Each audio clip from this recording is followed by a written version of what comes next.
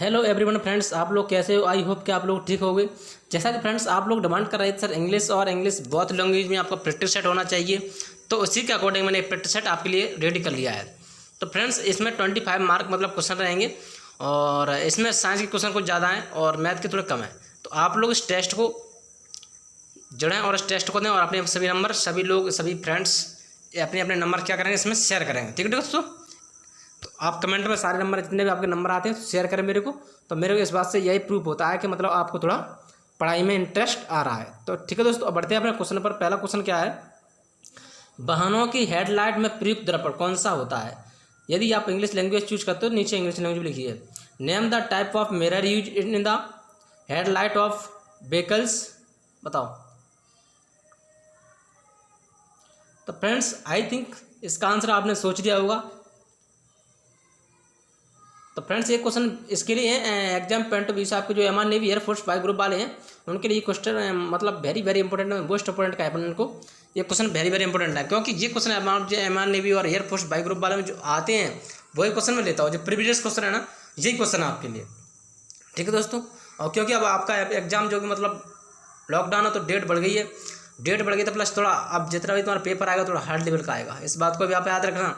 अब जब आप प्रैक्टिस लगा रहे हो ना नेवी हमारे के पुराने वाले, उनसे कुछ नहीं होगा, थोड़ा अपनी मतलब तैयारी हट के करें। ठीक है, पर थोड़ा मतलब हार्ड लेवल से पढ़ें तो आपका सिलेक्शन मतलब हो जाएगा गारंटी से। तो देखो पहले क्वेश्चन का आंसर फ्रेंड्स आप लोगों ने लगाया हो, तो फ्रेंड्स इसका आंसर होने वाला है क्या? अवतल दर्पण। क्या होगा फ्रेंड्स? अवतल दर्पण। इसका क्या होगा फ्रेंड्स? अवतल दर्पण। अब आप लोगों ने सोचा होगा सर अवतल दर्पण क्यों हो रहा है? देखो जब आपसे पूछा जाए पीछे की साइड देखने के लिए, पीछे की साइड देखने के लिए कौन सा दर्पण यूज किया जाता? तो उत्तल दर्पण। अब आप सोच रहे हैं फ्रेंड्स हेडलाइट मतलब होता है जब अपन सामने देखते हैं मुंह पे, उसको बोलते हैं अवतल दर्पण। क्या बोलते हैं?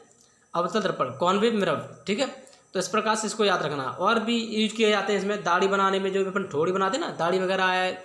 और जब डॉक्टर जो टैटू के अंदर देखता है मतलब कौन सा दर्पण का यूज करता है, ये भी आपसे कभी कभी क्वेश्चन पूछ लिया जाता है। तो आप अवतल दर्पण लगाना। ठीक है फ्रेंड्स, आई थिंक इस क्वेश्चन का मतलब आपको पूर्ण रूप से क्लियर हुआ होगा। आगे बढ़ते हैं। निम्न में से कौन सी एक गैर चमकदार वस्तु है? बताओ friends, very very important question है फ्रेंड्स। निम्न में से कौन सी एक गैर चमकदार वस्तु है?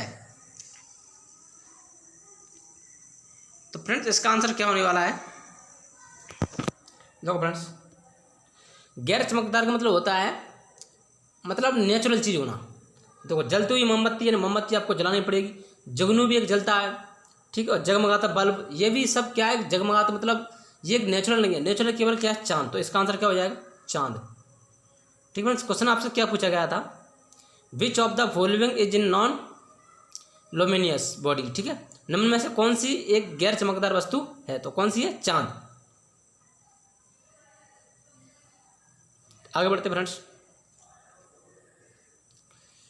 पृथ्वी के चारों ओर एक पूरा चक्कर लगाने में चंद्रमा द्वारा किया गया कार्य निम्नलिखित में से किसके बराबर है? बताओ फ्रेंड्स। देखो फ्रेंड्स क्या होता है इस क्वेश्चन में बताऊँ आपको। ऐसे क्वेश्चनों में क्या करना है आपको?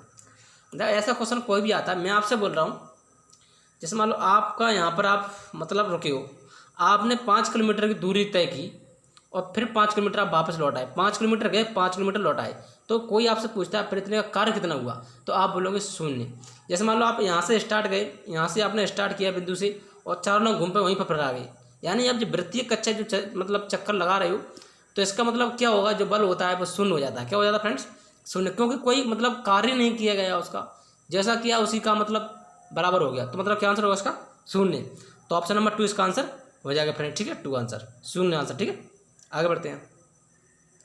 1 मीटर में कुल कितने किलोमीटर होते हैं? बताओ friends. How many kilometres are there in 1 metre? बताओ। तो फ्रेंड्स इसका आंसर हो जाएगा क्या? Option number 3। क्या हो जाएगा? Option number 3। ठीक फ्रेंड्स, ऐसे याद रखना। नेक्स्ट क्वेश्चन पर चलते हैं। ध्वनि किस माध्यम से गुजर नहीं सकती? बताओ फ्रेंड्स।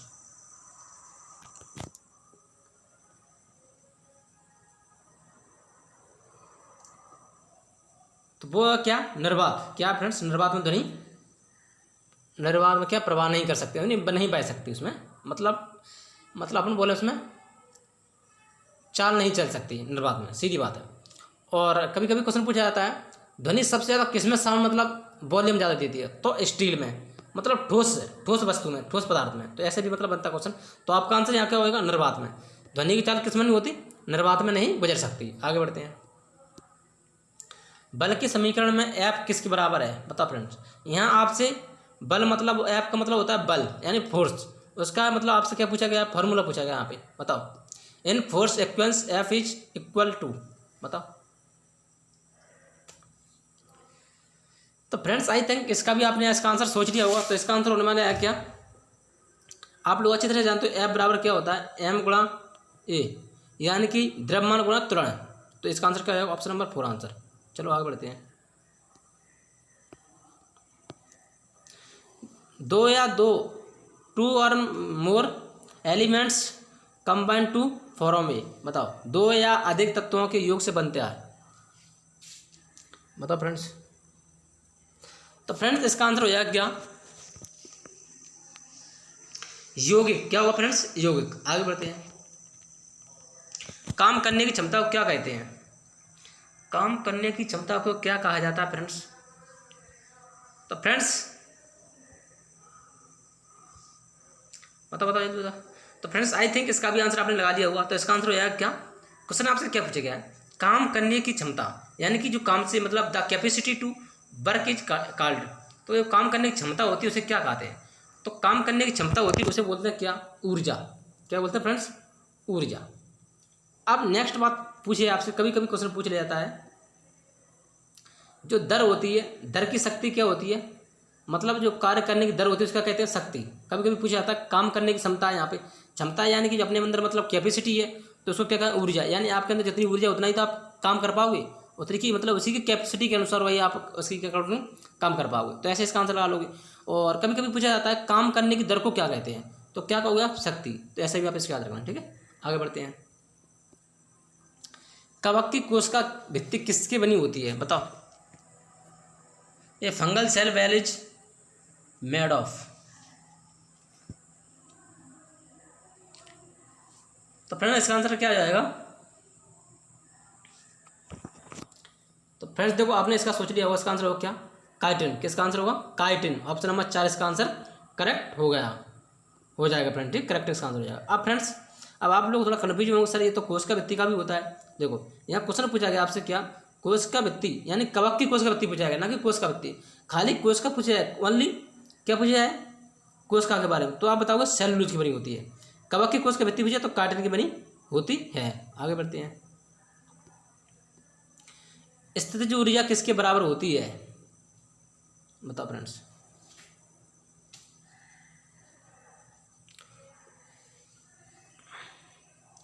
तो फ्रेंड स्थितिज ऊर्जा होती है किसके बराबर, ये तो फॉर्मूला आपको याद होगा, 1/2 mh²। क्या होगा, ऑप्शन नंबर 2 आंसर, ठीक है फ्रेंड्स। आगे चलते हैं।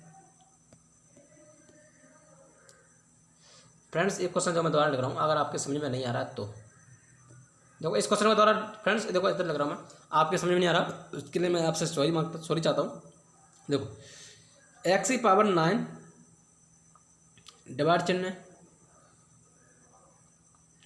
x⁶ फिर डिवाइड का चिन्ह, x�3। अब करके देखो,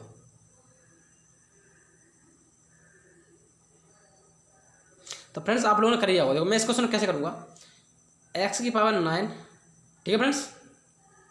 चलो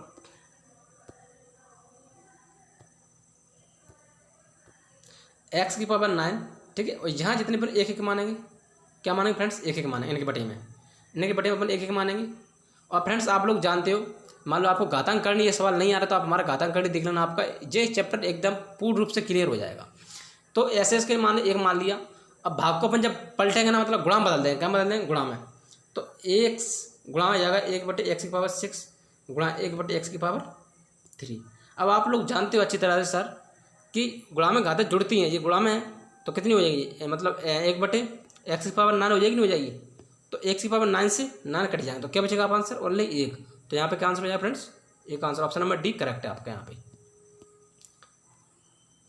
3 अंकों की सबसे बड़ी संख्या, what is the largest number of 3 digit which divides by 6, 9 and 12 in case the remaining. बताओ 3 अंकों की सबसे बड़ी संख्या क्या है जो 6, 9 और 12 से विभाजित होती है, प्रत्येक मामले में 3 शेष बचे। बताओ। तो फ्रेंड्स आई थिंक आपने कर दिया होगा। इसका आंसर देखो क्या होगा। इसका आंसर होगा फ्रेंड्स, देखो मैं बताऊँ आपको, इसका ऑप्शन नंबर ए आंसर होगा। अब कैसे होगा वो आप लोग समझो थोड़ा। आप लोग ऐसे क्वेश्चनों को हमेशा, मैंने बताया है आपको, एलसीएम एचसीएफ का सवाल है ये, इसको हमेशा ऑप्शन से करना है। कैसे करना? ऑप्शन से। आप लोग ये संख्या लिखेंगे, इनसे आप भाग दो, इसमें भाग दो, आपका भाग दे के ये चेक करना आपको, मतलब 3 शेष किसमें बच रहे हैं, वही आपका आंसर हो जाता है। मैंने यहाँ 6 से मैं डिवाइड किया 975 में, तो 6 कम 6 कितना बचा फ्रेंड्स आपका? 3 बचा, 37 हो गए। 6 नग 36 क्या बचा यहाँ पे? 1 बचा, 15 हो गए। 6 दूनी 12 कितने बचा? 3 बच रहा है, शेष बच रहा है। इसी प्रकार 9 से भाग देंगे अपन, इसी प्रकार 12 से, यानी अब इन 3 संख्या से डिवाइड करने पर 3 शेष बच रहा है। यानी कोई भी संख्या ऐसी होना चाहिए जिसमें जो आपसे पूछा गया है, जो रिमाइंडर वही बच रहा है, वही आपका आंसर हो जाता है। तो ऑप्शन नंबर यहाँ क्या हो जाएगा?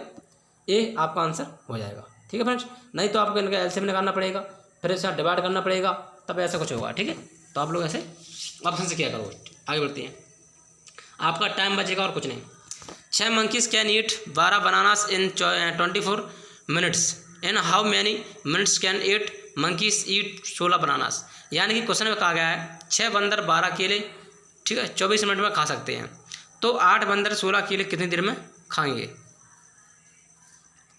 तो फ्रेंड देखो, इस क्वेश्चन में कुछ नहीं है, आप लोगों ने किया होगा, जो मैं कर रहा हूँ। ये टाइम एंड वर्क का रिलेशन सवाल है। अब आपसे कोई भी पूछा जाए, भैंस खा ले, गैया खा ले, कोई दिक्कत नहीं है। आपको टाइम एंड वर्क यानी WH वाले सवाल होते हैं, उसी के अकॉर्डिंग इसको करना है। कैसे करोगे? 6 बंदर, जो मतलब खाने पीने वाली चीज़ होती है वो नीचे आती है, आप अच्छी तरह जानते हो कि 12 केला खा रहा है, तो 12 केला नीचे रखो, गुणा में कितने? 24 बराबर 8 बंदर 16 केला, यानी 16 नीचे आ जाएंगे, आ जाएंगे। और क्या करें, मतलब कितनी देर में खाएंगे, टाइम पूछेगा तो टी लिखेंगे यहाँ पे। ठीक है फ्रेंड्स, देखो 12 दूनी 24, 8 दूनी 16 और कुछ, तो 6 दूनी 12 और 12 दूनी 24, यहाँ से गुणा होगा यहाँ पे डायरेक्टली, तो कितना आंसर होगा आपका? 24 मिनट में एक बंदर खा जाएगा फ्रेंड्स। ठीक है, आगे बढ़ते हैं। फिर आपके लिए साइंस क्वेश्चन, जो मतलब जी यहाँ पे चिन्ह दिया गया है, the given symbol stands for in electrician circuit, यानी जो आपके लिए सिंबल दर्शा रहा है, जो आपको ये चिन्ह दर्शा रहा है, उसका मतलब इसमें क्या मतलब है, बताओ किसका ये चिन्ह दर्शा रहा है, नाम बताओ। रजिस्टर, प्लग की, इलेक्ट्रिक बल्ब, बैटरी, यानी प्रतिरोध, प्लग कुंजी, विद्युत बल्ब, बैटरी, बताओ। तो फ्रेंड इसका आंसर हो जाएगा क्या? देखो मैं बताऊँ सारे क्वेश्चन। प्रतिरोध का फ्रेंड्स क्या चिन्ह होता है? प्रतिरोध का ये चिन्ह होता है, इसको मैं डालो, ये चिन्ह होता है प्रतिरोध का। अगर प्रतिरोध का पूछता है तो ऐसा होता है। प्लग कुंजी का फ्रेंड्स ऐसा होता है, यहाँ बिंदी बीच में, ठीक है, ऐसा होता है पागा किसका? प्लग कुंजी का। विद्युत बल्ब का जो अभी चिन्ह जो दर्शाया गया है वो विद्युत बल्ब का है, और बैटरी का होता है वो उसे अपन प्लस माइनस से क्या करते हैं, शो करते हैं। ठीक है फ्रेंड्स, तो आई थिंक ये क्वेश्चन आपको पूर्ण रूप से क्लियर होगा। तो इसका आंसर होगा ऑप्शन नंबर 3 विद्युत बल्ब। चलो आगे बढ़ते हैं। जो भी आपको आंसर, इसका आंसर याद नहीं है उसको आप नोट कर लें कॉपी में अच्छी तरह से, क्योंकि ये क्वेश्चन आपके लिए इंपॉर्टेंट है। वायु में 0 सेंटीग्रेड C तापमान पर ध्वनि की गति होगी।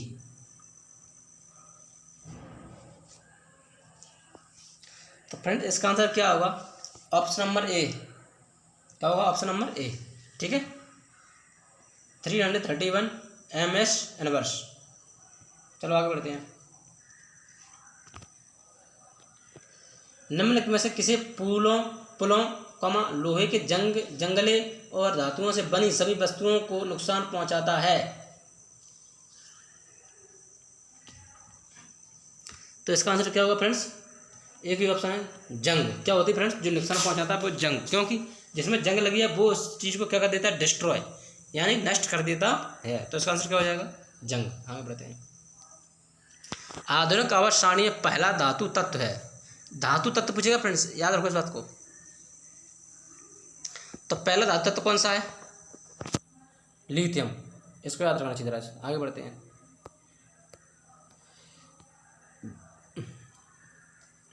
यदि एक वस्तु गतिज ऊर्जा इसके प्रारंभ मान का 256 गुना हो जाती है तो नया रेखीय संवेग होगा।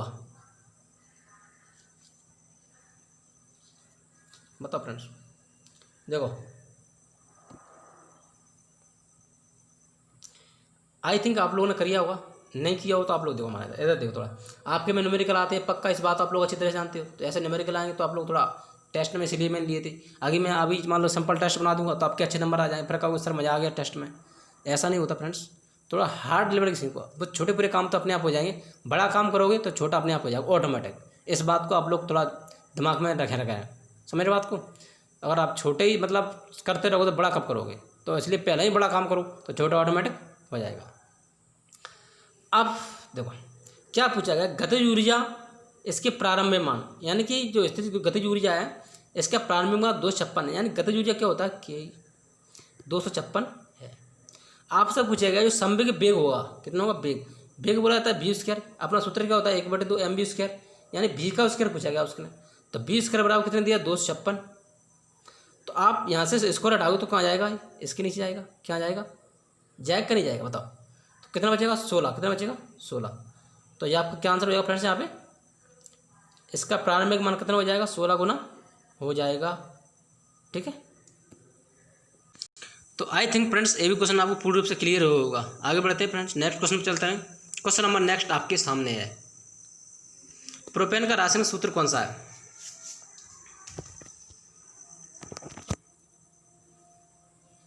तो फ्रेंड्स प्रोपेन का रासायनिक सूत्र होने वाला आपको क्या बताओ जल्दी। तो फ्रेंड्स इसका आंसर क्या हो जाएगा C3H8, इसका क्या होगा ये, ठीक है। ये होता है मैथेन का, CH4 किसका होता है मैथेन का, बस इतने याद रखो आप लोग। आगे बढ़ते हैं, किसी तने हुए रबड़ बैंड में किस प्रकार की ऊर्जा होती है। तो फ्रेंड्स उसमें होती है कौन सी, स्थितिज ऊर्जा। कौन सी होती है स्थितिज ऊर्जा, इसको याद रखना आप लोग। स्थितिज ऊर्जा होती है, रबड़ बैंड जो होता है उसमें स्थितिज ऊर्जा होती है। आगे बढ़ते हैं, अमन एक काम को 8 दिन में तथा मोहन 10 दिनों में पूरा कर सकता है। एक साथ कार्य करते हुए दोगुने कार्य को कितने दिन में समाप्त करेंगे। इंग्लिश लैंग्वेज बार इंग्लिश पढ़ लें। तो फ्रेंड्स आई थिंक आपने इंग्लिश लैंग्वेज पढ़ ली होगी, ठीक है। देखो क्वेश्चन मैं आप करवा रहा हूँ उसको।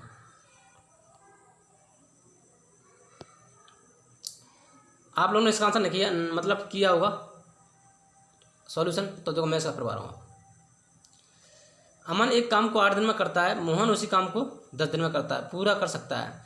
एक साथ कार्य करते हुए दोगुने कार्य को कितने, मतलब देखो कैसे करना है इसको, कलर चेंज करना पड़ेगा। देखो एक काम कर रहा है 8 दिन में, भी काम कर रहा है 10 दिन में। इनका आपने एलसीएम लिया कितने का रहा है फ्रेंड्स 40। तो 8 पंजे 40 और 10 चौक 40, यानी कि कितना हो गया 9। यानी वो कह रहा है ये 40 काम है ना, इसको मैंने दोगुना कर दिया तो कितना काम हो गया 80। 80/9 दोनों मिलकर अब 9 80 काम को कितने दिन में करेगा 9। तो अब आपके ऑप्शन में सामने क्वेश्चन दिया कि 80/9, तो यही आपका क्या हो जाएगा आंसर हो जाएगा फ्रेंड्स। तो आई थिंक बिल्कुल सिंपल था, समझ में आ गया होगा। चलो आगे बढ़ते हैं। यदि क्रय मूल्य if the ratio of cost price and sell price is 5:4 then find the percentage of loss. बताओ फ्रेंड्स, यदि क्रय मूल्य एक विक्रय मूल्य का अनुपात 5:4 है तो हानि प्रतिशत क्या करें।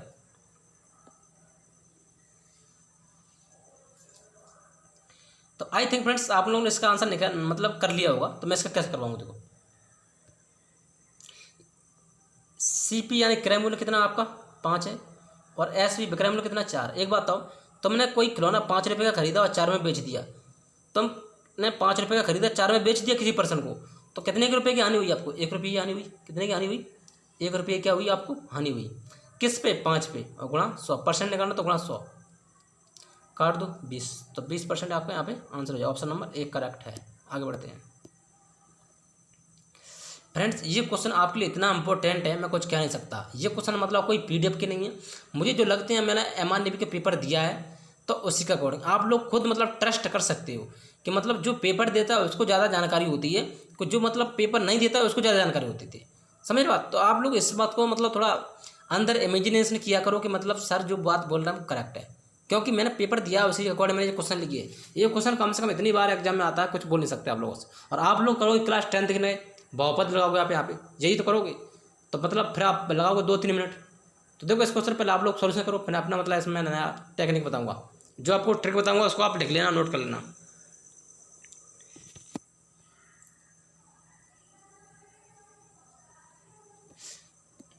देखो फ्रेंड्स, ये आपके मतलब संख्या दी है सामने, इससे क्या करना है आपको डिवाइड करना है और आपके यहाँ पर रिमाइंडर निकालना है। क्या निकालना है? रिमाइंडर। ठीक है, इससे डिवाइड करके आपको रिमाइंडर निकालना है, बस और कुछ नहीं करना है। देखो फ्रेंड्स, आई थिंक आप लोगों ने किया होगा। देखो मैं कर रहा हूँ इस बार को। तो फ्रेंड्स ऐसे क्वेश्चन आप लोग भाग दे के नहीं करेंगे, डायरेक्टली कैसे करेंगे वो समझिए एक बार। 3 माइनस वाई यानी कि 3y, जब माइनस के 6 पालेंगे तो प्लस के हो गए फ्रेंड्स। किसके हो गए? प्लस के। यहाँ पे मैंने 6 लिख ली, 3 दूनी यानी अब जो गुणा में तो कहाँ ही बटे में, तो बाई बराबर कहाँ जाओ 2, बाई को मन करिए बस। अब आप यहाँ पे रखना स्टार्ट करो, यानी कि मैंने 15 गुणा बाई का मान कितना है यहाँ पे 2, तो 2 का क्यों कितना हो जाएगा 8 माइनस 30, 2 का उसका 4 तो गुणा में 4 प्लस 12 यानी बाई का मान कितना है 2, तो 12 गुणा 2 माइनस के 12, तो 15 8 120 माइनस 3 चौक 12 120। कलर चेंज करो सर, कलर चेंज कर ले रहे हैं, क्या दिक्कत कर रहे हो? तो कितना फ्रेंड्स ये माइनस की 120। ठीक है, ये भी माइनस 120 है, प्लस 12 दूनी 24 माइनस 12। फ्रेंड्स ये माइनस प्लस कट जाएंगे, तो ये प्लस के 24 हैं और ये माइनस के 12। 24 में तो 12 गए तो क्या बचा? प्लस के 12, यानी कि ऐड की 12 बचेंगे आपके। तो ऑप्शन नंबर डी आपका आंसर हो जाएगा। तो फ्रेंड्स इस तरह से आप लोग सवाल करोगे तो आपका एग्जाम क्वालिफाई जरूर होगा।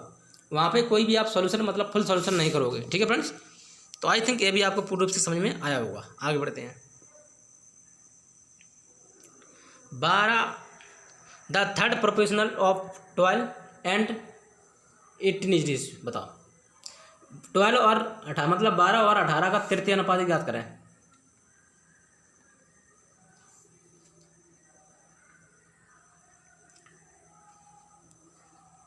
तो फ्रेंड्स आई थिंक आप लोगों ने किया होगा। देखो मैं इसको करवा रहा हूँ, तृतीय अनुपात ही बोला फ्रेंड्स। क्या बोला? तृतीय अनुपात। तृतीय का मतलब होता है तीसरे स्थान पर, यानी 12:8 यानी 18 और रेशियो x। तो तृतीय अनुपात पूछ रहा है आपसे, यानी x पूछ रहा है। तो आप क्या करोगे 12 बटे, एक मिनट रुक जाओ फ्रेंड्स, 12 बटे 18 लगोगे। पहले क्या रखोगे 12 बटे 18 ऊपर कर रहा हूँ मैं, ठीक है, बराबर, और 18 बटे x।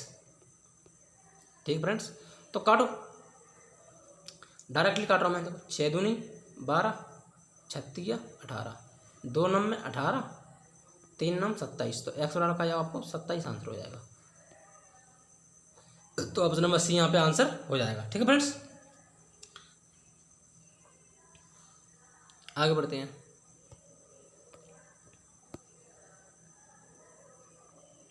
इस क्वेश्चन को मैं समझा रहा हूँ। श्रेया एक काम को 1 दिन और 6 घंटे में पूरा कर सकती है। ठीक है, उसके बाद है श्रीता उसी काम को 2 दिन और 12 घंटे में पूरा कर सकती है। अगर वो एक साथ मिलकर काम करते तो वे काम को कितने दिन पूरी समाप्त कर लेंगे? बता फ्रेंड्स। ऐसे कर दूंगा फिर तो आपको बिल्कुल समझ में नहीं आएगा, तो इसीलिए ऐसे ही रहने दो। ठीक है, तो फ्रेंड्स देखो आप लोगों ने इसकी लैंग्वेज पढ़ लिया होगा ध्यान से तरीका से। तो देखो मैं इसको करवा रहा हूँ फ्रेंड्स, आप लोग थोड़ा ध्यान से देखना, जिसका भी मिस्टेक मतलब हो रहा है वो लोग ध्यान से देखेंगे। कुछ तो नहीं गायब है। देखो श्रेया एक काम को 1 दिन 6 घंटे। फ्रेंड्स इसमें आपको करना क्या है, आपने ए माना यहाँ पे, श्रेया मान लो उसको ए मानना पर श्रेया। ठीक है, 1 दिन यानी 1 दिन में कितने घंटे होते हैं? 24 और 6 घंटे कितने हुए? 30 घंटे टोटल काम है वो। फिर बात आती है सीता बोलो SH। ठीक है, वो कर रही है 2 दिन 12 घंटे। 2 दिन में कितने घंटे हो गए? 24 में 48, 48 और 12 कितने भाई? 48 और 12 60, 48 12 60 होगा फ्रेंड्स, 50 सही है, 60 होगा। इन्हें का से बनेंगे अपन, कितना जाएगा 60, तो 30 दूनी 60 और 60 एकम 60, यानी टोटल ये 3 होगा। दोनों मिलकर आप कितने करेंगे? क्वेश्चन यही पूछाएगा आपसे, वे एक साथ मिलकर, यानी कि दोनों एक साथ मिलकर, यानी 3 से भाग देना, टोटल काम कितना? 60। अब ये 60 काम को 3 दिन 6 यानी 20 घंटे में, यानी 20 घंटे में कर लेंगे। तो ऑप्शन नंबर यहाँ 20 होगा आपका यहाँ पे। तो बी आपका ऑप्शन क्या होगा? करेक्ट हो जाएगा आपका यहाँ पे आंसर। तो आई थिंक समझ में आएगा। टेस्ट आपका पूरा फिनिश्ड हो चुका है फ्रेंड्स। आई थिंक आपको टेस्ट अच्छा लगा होगा। ठीक है फ्रेंड्स, और कल आपके लिए हिस्ट्री का मास्टर वीडियो आएगा, मध्यकालीन इतिहास, प्राचीन इतिहास खत्म हो चुका है। तो फ्रेंड्स आप लोग और जो भी वैकेंसी के बारे में पूछ रहे हैं, आप लोगों से थोड़ा रिक्वेस्ट है हमारी, जैसे मान लो एग्जाम मतलब कोई भी अपडेट मिलती है आपको तेजी तुरंत बता दूंगा। अभी मैं आपके लिए कोई फालतू वीडियो नहीं बनाना चाहता कि मतलब लो आगे एग्जाम डेट, समझ रहे, इससे कोई मतलब नहीं निकलता। एग्जाम डेट आप लोग जानते हो, जैसे मान लो जैसे कि आप हो तैसे ही हम हैं। आप नहीं जानते कि मतलब मैं कोई आर्मी का चीफ ऑफ मतलब होता है नहीं डिफेंस, कि मतलब मैं बता दूं कि 5 तारीख को वैकेंसी आ जाएगी, तो मतलब वही बात है। मैं आपसे कहूँ शायद अगस्त के लास्ट वीक में, तो ये गलत बात है। मैं आपको मतलब कोई झूठी दिलासा नहीं दिला सकता, इस बात को आप लोग अच्छी तरह जानते हो। तो प्लीज़ दोस्तों रिक्वेस्ट है, जैसे ही मान लो वैकेंसी आ जाएगी तो बस आप लोग क्या करो, पढ़ते रहो। जैसे मान लो अभी फ्रेंड्स, जैसे कि आप लोग पूछ रहे हैं सर एसएसबी में जो भर्ती निकली है उसमें समझ लो। वैसे मैं वीडियो बनाना चाहता इसके लिए, पर बनाना नहीं है चाहे, अब नहीं बनाऊंगा मैं, इसमें समझ लो। एसएसबी में बहुत से पूछ रहे हैं सर जो मान लो कुक वगैरह होता है इसका सर्टिफिकेट कहाँ से बनता है। फ्रेंड्स, जो भी आपके यहाँ एमपी ऑनलाइन दुकान हो वहाँ से आप सर्टिफिकेट बनवा लेना, एक सील सिक्का लगेगा वहाँ पर लगवा लेना, 50 रुपये स्टार्टअप बन जाएगा आपका क्या सर्टिफिकेट। अब फ्रेंड्स होता क्या है, आप सर्टिफिकेट बनवा लोगे, बन गया आपका। अब वहाँ आपसे खाना बनवा दिया जाएगा, क्योंकि जो कुक मेकर की वहाँ ज़रूरत ही है। ये थोड़ी कि मतलब वहाँ फर्जी से मतलब आप मतलब हस्ताक्षर दे दिए वो सर्टिफिकेट दे सर सर्टिफिकेट, और मैं मतलब यहाँ पे सिलेक्शन ले लें। वहाँ पे आपसे मतलब ये भी एक मतलब टेस्ट होगा कि आप खाना बना पाते हो या नहीं, समझ गए बात। तो ये होता है सर्टिफिकेट वाला मैटर। और रही बात पढ़ने की, अब फ्रेंड्स देखो, अब क्लास 10th पास से जो जगह आई हैं आप लोग अच्छी तरह जानते हो, सरकार बना रही है क्या, उल्लू। एक बात बताओ, तुम क्लास 10th के पढ़ के अगर आप तुम लोग पेपर निकालोगे, ऐसे कभी पेपर निकल सकता, आप लोग समझ सकते हो, कभी नहीं निकल सकता। जो लोग 10th पास हो गए हैं वो 11th की सोचते हैं, कभी नहीं सोचते कि जॉब में जाएं। पहली बात तो अब आप सरकार क्या चाहती है कि आप लोग ये फार्म भरो और 4 लाख फार्म बच जाए 5 लाख, तो आप उसका फार्म तो निकल लेगा नहीं, क्यों आप पढ़ने जो मतलब वही बात है कि जो चीज़ आपने पढ़ी नहीं है उसकी जानकारी आपको नहीं होगी, इस बात को अच्छी तरह जानते हो। क्लास 10th का मैथ लगा के आप लोग क्या इस पेपर को क्वालिफाई करना चाहते हो, नहीं, कभी नहीं होगा ऐसा। तो आप लोग प्लीज़, जैसे मान लो आपने 10th पास कर लिया है तो आप एमआर नेवी की जगह निकलती हैं, तो आप लोग कुछ मत करो ज़्यादा से ज़्यादा। अभी लॉकडाउन है तो मान लो आपका सिलेबस कंप्लीट नहीं है, तो आप लोग यार यूट्यूब पे इतने टीचर पढ़ा रहे हैं, आप कोई भी चैप्टर वाइज स्टार्ट वहाँ पे आप मतलब यूट्यूब पर सर्च करो, मुझे ये चैप्टर पढ़ना, तो वही चैप्टर आ जाए और नोट बना लो, उसको पढ़ लो। आपके पास काफ़ी टाइम है। और कोई भी मतलब एसएसबी की जो जगह निकली है तो आप लोग उसके फार्म मतलब फिलअप कर सकते हो, कोई प्रॉब्लम नहीं है। अब आप लोग अपनी किस्मत आजमा रहे हो तो वो गलत बात है कि मैं मतलब तुक्का लगा दूँगा पास हो जाऊँगा, ये नहीं होगा, आप समझ रहे हो। तो प्लीज़ रिक्वेस्ट है दोस्तों, आई होप कि आपको ये समझ में आया होगा एसएसबी वाला मैटर। तो बस चलते हैं दोस्तों, ओके बाय बाय, धन्यवाद। और इस वीडियो को ज़्यादा से ज़्यादा शेयर करना। Okay bye bye, take care.